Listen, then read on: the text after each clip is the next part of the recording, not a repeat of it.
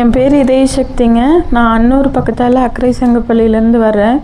நான் கீழே உட்காந்து நான் நல்லா பாத்ரூம் போய், அதாவது கீழே உட்காந்து பாத்ரூம் போய் கிட்டத்தட்ட 3 வருஷம் ஆச்சுங்க. எனக்கு 2023 முதல் ஸ்பைன் ஆப்ரேஷன் பண்ணாங்க முதுகில். திருப்பியும் இப்போ 1 வருஷத்துக்கு முன்னாடி 2வது ஆப்ரேஷன் பண்ணாங்க. கிட்டத்தட்ட இந்த ஒரு 3 வருஷமாக என்னால் எந்திரிச்சு நடக்க முடியாதுங்க. பெட்டில் தான் இருந்தேன். எதுவுமே பண்ண முடியாது. சாப்பிடணுன்னா கூட என்னால் எந்திரிச்சு உட்கார முடியாது. குச்சி வச்சு தான் நடப்பேன். ஞாயிற்றுக்கிழமை வரையிலையும் ஸ்டிக்கு வச்சு தான் நடந்து வந்தேன் கோயிலுக்கு. படிங்கூட மேலேறி வரல இல்லையா? நான் படிக்கோட மேலேறி வரலைங்க. கீழே தான் உட்காந்துக்கிட்டு இருந்தேன். மேலே சாமி எல்லாத்தையும் கூப்பிட்டாரு. ஆனால் என்னால் எந்திரிச்சு வர முடியாதுன்னு உட்காந்துட்டேங்க. அங்கே உள்ளே போகிற வரைக்குமே என்னால் நடக்க முடியல. அழுதுகிட்டே தான் உட்காந்துருந்தேன். என்னால் வலி தாங்க முடியல. அப்போ வரைக்கும் வந்துட்டு போயிடலாம் கம்முன்னு, என்னால் உட்கார முடியலைங்க அப்படிங்கிற அளவுக்கு சொல்லிட்டு தான் உட்காந்துருந்தேன். உள்ளே கூப்பிட்டாரு. உள்ளே போய் வந்துட்டு பேசிகிட்டு இருக்கையில் சொன்னார், இந்த மாதிரி என்ன இது அப்படின்னு சொல்லிட்டு, இப்போவே உன்னை நடக்க வைக்கிறேன்னு சொன்னார். நான் வந்துட்டு 3 வருஷமாக நம்ம நடக்கலை, இப்போ எப்படி உடனே நம்மளால் நடக்க முடியுங்கிற ஒரு எண்ணம் என் மனசுக்குள்ளே இருந்துச்சு தான். இருந்தாலும் வந்துட்டு இத்தனை வழியில் இருந்ததுனால அந்த ஆத்தா தான் என்னை காப்பாற்றணும் அப்படின்னு சொல்லிட்டு நம்பிக்கையோடு தான் போய் உள்ளே நின்னேன். கரெக்டாக ஒரு 1/2 மணி நேரம் தான் இருக்கும்.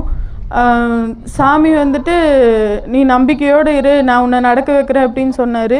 அதே மாதிரி 1/2 மணி நேரத்தில் நான் கீழே உட்காந்துருந்தவ மேலே வரமாட்டேன்னு சொன்னவ மேலே ஓடி போய் ஆத்தா முன்னாடி மண்டி போட்டு கும்பிட்டேன். திருப்பி இறங்கி வந்து இன்னைக்கு ஏறிட்டேங்க. ஏறி சாமி முன்னாடி போய் மண்டி போட்டு திருப்பி கீழே வந்துட்டேன்.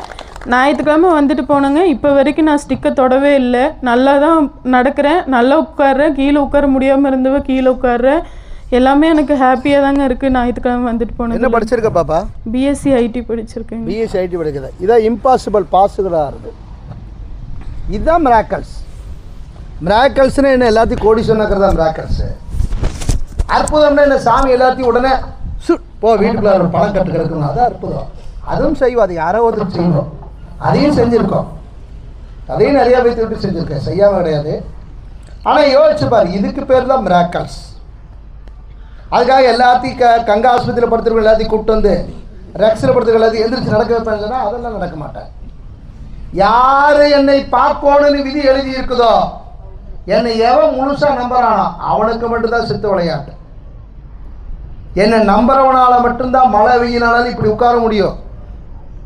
எல்லாத்தினாலையும் 2 மணி நேரம் 3 மணி நேரம் உட்கார முடியாது. குத்த வச்சு உட்காரது எவ்வளோ கஷ்டம் எனக்கு தெரியும். நான் அந்த பொண்ணுகிட்ட கேட்டேன், நீ பாத்ரூம் எப்படி போகிறேன்னு? சேரில் தான் போகிறேன் இல்லையா? ஆமாம், சேரில் தான். கீழே வந்து பெட்லையும் கூட போகிறத சேரில் தான் போகிறேன். இத்தனை வருஷம் சேரில் தான் நான்